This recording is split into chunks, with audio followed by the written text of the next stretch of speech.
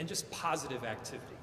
The second is to make sure that we have these creation spaces that are set up throughout our parks, and there's a significant amount of funding that is going towards them. The third is just to make sure we've got employment opportunities. We want to make sure that we have employment opportunities for our kids. It's been said before, I'll say it again, the best way to stop a bullet is a job. And making sure that they understand that there is a plethora of opportunities before them where they can both serve their community and make some money at the same time is such a critical piece. So we're so proud to finally have these programs come to fruition. I'm so proud to be working with our park board, with the park board president, Meg Forney, who's here with us, and our superintendent, Al Bangora. You know, this is a big deal for our city. This is some really positive news to make sure that over these last 2 years that have undoubtedly been really hard, we're still paying attention to what matters. What matters is our youth. So proud to be working with these two individuals, and with that, I'll turn it over to Superintendent Al Bangora to provide a little more detail as to how that $2.6 million is being allocated. All right, thank you so much. Thank you, Mayor, for your comments and, of course, working with the Minneapolis Park and Recreation Board. Truly grateful, and it's always very hard finding the mayor. He says it so well, and we've been working so hard at this over the last several years, and incredibly grateful here today to talk about the programs. So since January of 2019, when I began my appointment as the superintendent for the Minneapolis Park and Recreation Board, one of my key strategic goals was the empowerment of Minneapolis youth, particularly in our city's most vulnerable neighborhoods. My priority has been securing additional funds for our city's youth and for our young adults. I am really grateful that we are advancing this strategic goal with the collaboration of my staff and elected officials who were integral to this, to make this happen. I would like to personally thank Mayor Fry for the amount of work that we have done together to be at this point today. He said it very well. We've been working very hard at this, and the mayor's commitment has been really evident, and we are very grateful for that. I'd also like to thank the the previous board members from the park board, and the city council members and the Board of Estimate and Taxation. I strongly believe that we have an obligation to invest in and serve young people in ways that impact them today and give them access to opportunities so that they can pay it forward to future generations. The Minneapolis Park Recreation Board can provide those places and for programming opportunities to enrich the lives of Minneapolis youth, specifically our at-risk youth and young people are ages 17 to 22. The historic $2.6 million in youth investment provides us with 22 full-time employees who will be solely dedicated to youth engagement in safe environments and exposing youth to experiences that will enrich their lives. The funding will be dedicated to youth programs, as the mayor said, the creation spaces, which we call nature-based programs and intergenerational programming. Currently, we have plans to launch three new Spark Studios, or as we said before, creation spaces, we call them Spark Studios, at 3 locations: Harrison Park, Luxton, and Whittier Parks. The Harrison Park Studios, we plan on breaking ground in the spring of 22 this year, and we will be launching or opening the Spark Studio in the summer of 22, which is very exciting. These studio spaces will provide an environment that inspire young people to tap into their creative spirit, allow self-expression, learning and exposure to industry professionals. We'll be collaborating with multiple industry partners and bring the expertise around each discipline to help our youth understand the business and career opportunities behind art, technology, music, science, and innovation. The purpose of these spaces is to make sure that these young people can develop their creative spirit. We're expanding our hiring for Teen Teamworks program and Green Jobs to develop a diverse group of community leaders through deliberate offerings that provide career exploration and pathways to full-time employment. And some other exciting news. Right now we have, of course, our 47 rec centers They're open and providing a wide variety of winter and spring programs for youth and adults. This Thursday, March 2nd, actually tomorrow, sorry, registration opens for hundreds of summer programs at our Minneapolis parks. And some really great news, we worked on this last year, is that starting this summer programming, the MPRB is eliminating fees for youth programs and youth sports at 17 program sites across our city. And they're within our boundaries of our areas of concentrated poverty and areas of concentrated poverty where 50% or more residents of people are people of color. Those locations are or include Bottineau, Central Gym, East Phillips, Elliott, Farview, Falwell, Harrison, Luxton, North Commons, North Mississippi Nature Center, Painter, Peavy, Phillips, Powderhorn, Stewart, Van Cleve, and Whittier. Those participants at these parks can register for the programs at no cost, or if they choose, they can pay what they can. We also have 3 Rec Plus sites, or Rec Plus sites, our child care sites at Harrison, Weber, and Matthews, and they are designated as donation-based sites. We also like to give a real recognition to our Youth Prize Grant and our new MPRB Youth Council. And so thanks to the generous multi-year Youth Prize Grant, we are working directly with youth to come up with solutions to make neighborhoods safer through development of a youth council, a mentor group, and increased street reach at designated parks. We've identified and recruited youth for this new youth council, and who will be advising park staff and guiding anti-violence programming and outreach to reduce youth violence and increase youth connectiveness to positive programs, activities, and resources. And another thing that we're doing, of course, which we're really excited about, our plans are underway to do a citywide opportunities that focus on North Minneapolis and Upper South. What we currently have is the Youth Community Connectors, which is a new MPRB employment opportunity for youth to promote MPRB team programs, activities, jobs, and with their peers. During spring break, which is coming up, we have a lot of youth that will be out in spring break. During the Minneapolis Public Schools spring break, MPRB is offering activities, youth violence prevention programs, and youth employment fair. And also through our community connections, MPRB working with the neighborhood groups and associations to develop and offer summer programs and events at key parks without recreation centers. So we'll actually have our folks that will be in a lot of our satellite parks or parks that don't have staff on them. We'll make sure that we have staff there to help young people connect with our programs. And one really important thing that the mayor had mentioned, of course, before, is the Minneapolis Park and Recreation Board is currently hiring. So this is my pitch to people. We have really wonderful job opportunities. We seek really creative, nurturing employees to work with youth in a dedicated outdoor employees and care for our green spaces, our parks, and our golf courses. So with that, thank you for your time, and I'm going to turn this now over to President Forney. Thank you, Superintendent Bangora, and particularly thank you so much, Mayor Fry. This is a wonderful acknowledgement of the collaborative work that we have done together to serve families and youth in Minneapolis.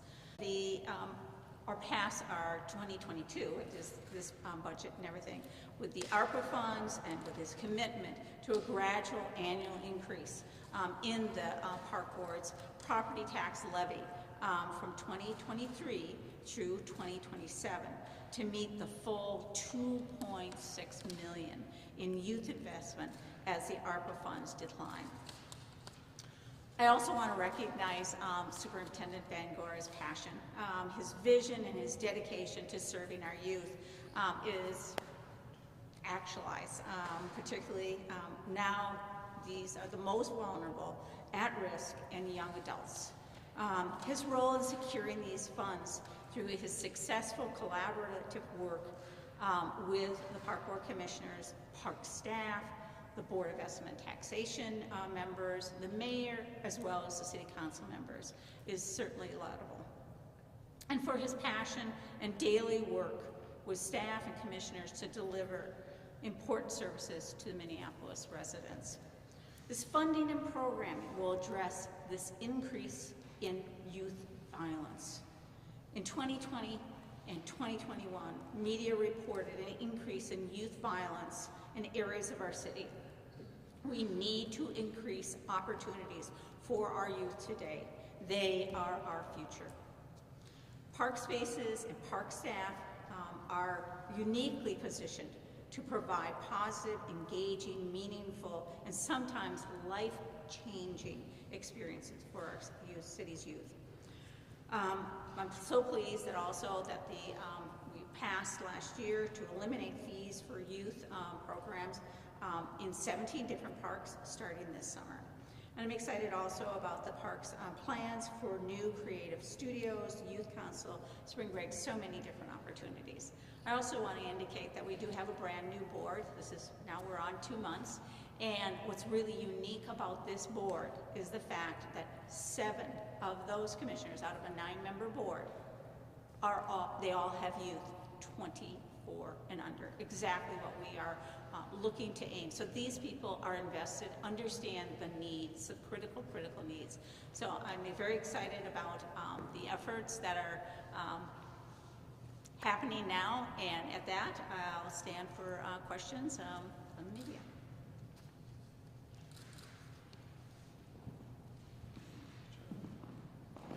Any questions from the media? So these employment positions, are they for high school kids in the summer for some things? And then as far as the 22 that you're hiring full-time, those are program directors for each? And can you break that down? Yeah, the young people that we hire specifically, they do multiple things during the summer. A lot of them are in our Teen Works program, which is connected to our environment. So they do a lot of work around our park system. And we then start to prepare them at the young age of 14 all the way up to, we have a career path all the way up to about 22. So the work that we're doing with them is really multifaceted, and they do a lot of great work around our park system, but specifically right now in the environmental area. We're also we hire young people for jobs that we do within our Rec Plus or our child care program. So they do a lot of work within that, but we hire we're one of the largest employers of young people, and most of them do some wonderful work not only around Teen Works, but around our park system in variety of different jobs. And your second question? Yeah, like for an example would be, we're hiring at least 12 of those are going to be in direct programming for youth, so we'll be working in a lot of our rec centers. So an example is right here at Powderhorn, we have a Spark studio at Powderhorn, Harrison, Whittier, and Luxton, for example. Those are 4 positions that we would be hiring someone full-time in that role. That's going to be direct services in our creation spaces, our Spark studios. We have several that are going to be working directly in our nature-based programs. So they'll be working with our environmental crew, so we'll have a full-time person there and also a part-time person that'll be working directly with youth. We're hiring new youth line staff. Out of those 12 that I mentioned, 8 of those will be within youth line. And youth line is the direct connection that we engage and work with youth, connect them to opportunities. And so they're directly connected to the parks and to the youth. They take them on field trips, they help them connect to jobs, they do wonderful programs throughout our parks. And so we're increasing the number of staff that are going to be working directly with youth. We currently have 8 that are 12 that are currently there. So we're adding 8 more now that will be directly embedded in our rec centers working directly with youth. So those are just some of the examples of the number of people we're going to be hiring directly working with our young people in our community centers. And how many years is this grant for? 10 years? Well, the funding itself, the funding is continuous. It's in perpetuity. So the work that we have done together, that $2.6 million, is in tax. It's in our tax levy, but it's also, which we're very grateful for, the mayor worked with ARPA funding, but we're increasing that funding to be $2.6 million in our general fund by 2027. So the 2.6, and it truly is historic. We look at capital, we do our capital around all of our infrastructure. We look at our tree levies. We're now investing in our youth. We're saying to our youth, we care about you, we see you, we know what your needs are, and we're going to invest in that. And we're so grateful that working with the mayor, we are investing in our youth, and they will know it because we're going to have our staff and our parks will be there for them. And does that mean there won't be any fees for the kids either from now on? Or? Well, the 17 parks that we do have fees in are no fees. Those are just youth come and they go to those parks, and those are where those areas of concentrated poverty. So we made sure that we did that immediately, and also the ACP 50. So those 17 parks, there's no fees. And they could pay what they want to pay. The rest of our park system, most of our programs are free. We are a taxpayer-based organization. There are some minimal fees for some programs for supplies. But if you go to a park, most of our kids come to our parks, there are no fees for our youth. Mostly that we might have something for our sports programs, but we do also now have a scholarship fee that we have in there. We have a donation fee, so most of the kids who come to our parks, there is no fee for them. And are you going to have added recruitment to get kids involved? I'm sorry? Added recruitment so you can get the kids involved on the street? Absolutely, yeah. Part of the youth line that I was mentioning earlier, the 12 that we currently have, and the 8 that we're going to be currently hiring, they're in the community every day and they're talking to youth every day. Most of the youth that connect to our Teen Teamworks programs are connected through our parks. And so the work that we do and how we recruit, a lot of it is really one-to-one. It's really talking to our kids, being connected to them. We're in 47 centers. We're literally the fabric of the community. We're within a 10-minute walk shed for every child and every person who lives in the city of Minneapolis, and we're proud of that. So the work that we do is truly community-based, and our centers and our staff do really intentional reach out to our youth to get them connected. And that's how we get them into jobs, get them into programs. And kids are very tech savvy, so they'll look at their cell phones. We'll be posting on our park board website. We do a lot of work on that. So a lot of the work that we do is going to be direct connection to our youth and get them involved in the programs themselves. Part of it is being here today and sharing that also with our community. We have time for one more question. Are available for the teens? Well, we usually employ over 300 youth in our programs. Again, we're one of the largest employers of our youth. So we offer a tremendous amount of programs. I'm not sure the amount of numbers we have this year because we are bound by what we do through DEED and through the programs we get through our funding. But we serve hundreds of kids every single year, specifically in Teen Teamworks. But then when we look at our other programs that we offer programs through our child care, through part-time employment, through work that we just do and just hiring folks to work in small programs at our parks, we hire a tremendous amount of youth, and so in the hundreds, and so, yeah. I wanted to make one point. If I could just, big pieces that the superintendent said to us from the get-go was this can't just be one time where you provide the funding for a couple of years, we set up a decent program, and then we yank the rug out from under our kids. It has to be ongoing. And so that's why this $2.6 million really is a once-in-a-generation kind of opportunity to get this right, so that the park board knows and that our youth knows that these are programs and mentorships that get set up that are not just going to be taken away. The second piece is about these creation spaces. Now, when I was growing up and playing in the parks, I was very one-dimensional in terms of my outlook, which was I thought of track and field and soccer and basketball. Now, the important piece here with these creation spaces is that we're meeting young people where they are. And where they are is around art and music and science and technology. It's about having an opportunity to express themselves in perhaps a different way than we probably have in the past. And rather than just forcing a ball down someone's throat, this is the opportunity to give them an outlet to be themselves and to be creative. And this is